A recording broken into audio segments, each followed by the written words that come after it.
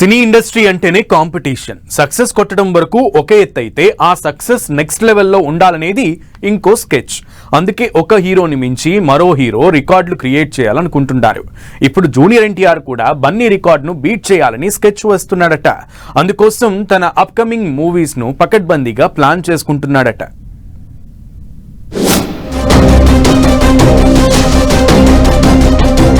Telugu cinema దునియాను ఏలుతోంది. యావత్ ప్రపంచం టాలీవుడ్ హీరోలు మూవీస్ గురించే మాట్లాడుకుంటోంది. ఈ నేపథ్యంలో తాను పాన్ ఇండియా స్టార్ కావాలని, తన మూవీ కూడా రికార్డుల మీద రికార్డులు క్రియేట్ చేయాలని ప్లాన్ చేస్తూ ఉంటారు హీరోలు. ఇప్పటికే RRR తో వెండితెర మీద పెరిగి బ్లాక్ బస్టర్ హిట్ కొట్టి ఆస్కార్ వేదిక వరకు వెళ్లిన జూనియర్ ఎన్టీఆర్ ఇప్పుడు సరికొత్త స్ట్రాటజీని ఫాలో అవుతున్నాడట. అల్లు అర్జున్ ను బీట్ చేయాలని plan చేస్తున్నాడట.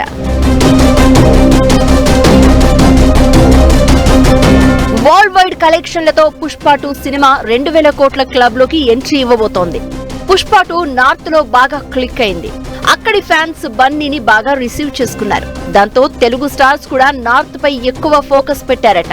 Young tiger NTR north audience కు అట్రాక్ట్ చేసే ప్లాన్ చేస్తున్నాడు. బాలీవుడ్ లో ఆల్రెడీ వార్ 2 మూవీ చేస్తున్న తారక్ తర్వాత ప్రశాంత్ నీల్ తో చేసే డ్రాగన్, కొరటాల శివతో చేసే దేవరా 2 నార్త్ లో కూడా బాగా క్లిక్ అయ్యేలా మేకింగ్ తో పాటు స్టోరీలో చేంజెస్ చేసుకుంటున్నాడని టాక్.